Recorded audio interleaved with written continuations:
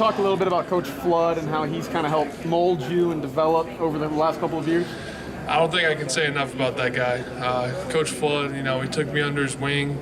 He allowed me to be the center for his program, and to say that, I was able to help lead us to, 2 back-to-back CFP semifinals, Joe Moore finalists, stuff like that. That's all credit to Coach Flood. His teachings, his coaching, all that. I wouldn't be standing here today without him. Yeah. Who have you formally met with so far in Indianapolis?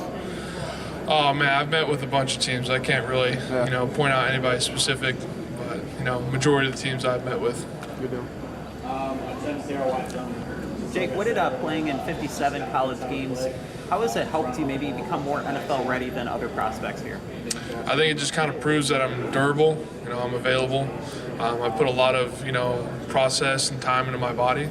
So, playing 57 games is kind of unheard of, and to say that I was able to do that, I think that just kind of shows how durable I am and, how willing I am to be out there on the field with my teammates.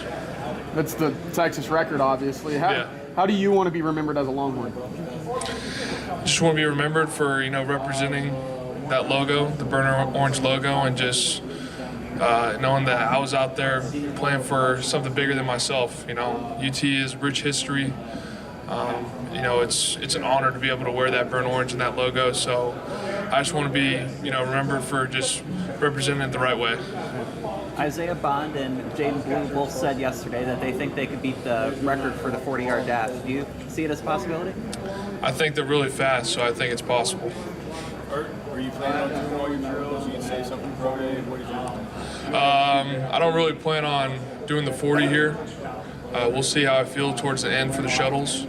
But right now I'm just saving the 40 for pro day. As far as for Texas fans, we're seeing 4 of the starting offensive linemen from last year. What can you say about some of these new guys that are going to step up in the offense?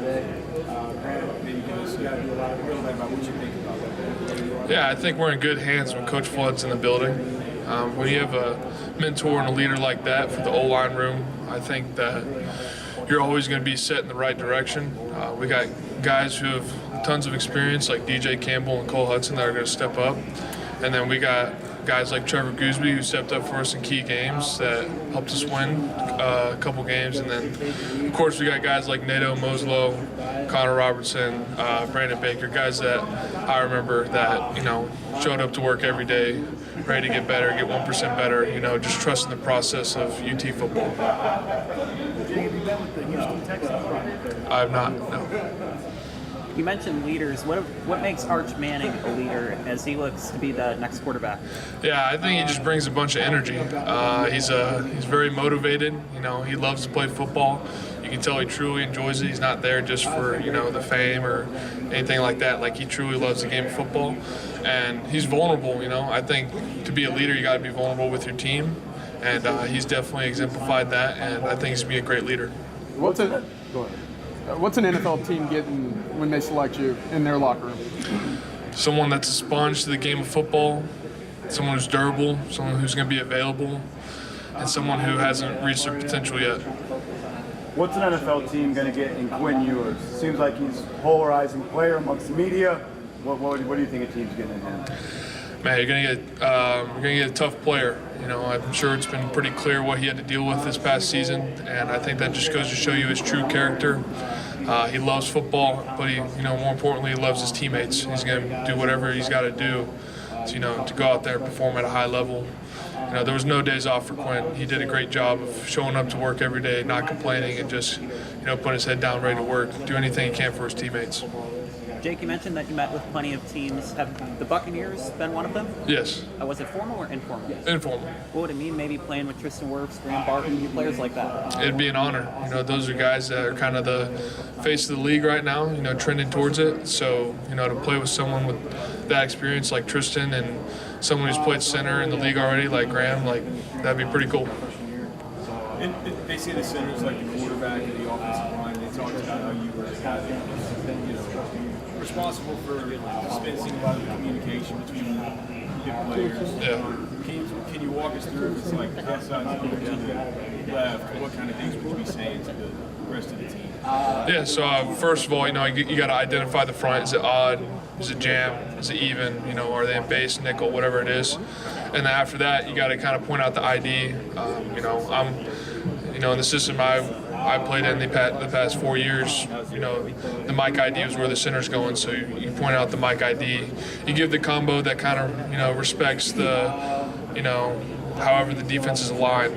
And then after that, the other guys kind of fit off their combos based on what you say. So, for me, it was more about laying the foundation of the play to lead for success, in that play for other guys to call their combos. Do you ever have a favorite moment of film study manifesting into a great play for yourself? I'm sorry, say it again? Do you ever have a favorite moment of a film study, something that you picked up leading into the game that you manifested? Yeah, I would say, picking up blitz tendencies on key third downs that keep the drive going. I think one of my favorite ones that will live with me forever is Arizona State, 4th and 13. We got a cover zero tip. Quinn kind of got to it before I did, put us in the perfect protection, and, the rest is history. So, stuff like that, that's just kind of like the beauty within the game. How close were you to beating Quinn on that alert? I was close. I was getting ready to look back to him, and then he kind of already, was saying the words, and I was like, all right, it makes my job easier. So looks like he's looking at all the right things, and also Matt Golden showing up in a big play that helped us win the game. Golden said yesterday that was his favorite moment as a Longhorn. What was yours? It'd have to be that play. That game wasn't perfect by any means, but to see the whole team band together, in the face of adversity, and to, capitalize when we needed to, and then to come out with a win like that, it's, that's moments like that you'll cherish forever. Jake, handful of talented centers in this year's class. What separates you from the group? Just, my experience, leaving Texas with the most career starts, and I think that kind of speaks for itself, experience, durability, availability, stuff like that. Doing everything I can to stay on the field. A lot of guys do leave early. How do you think that extra experience helped you prepare for this moment? Yeah. I was just very fortunate to play under Coach Flood. He's one of the best O-line coaches I've had the chance to work with, and, he has experience in the NFL and at Alabama. So, just to keep learning from him year in, year out, that's kind of what helped me, grow in whatever way is possible. Now, what's it like lining up alongside Kelvin? I know you're not right next to him. Yeah. Lining up alongside him, and what does he bring to your team? Man, he's one of the most humble guys I've ever met.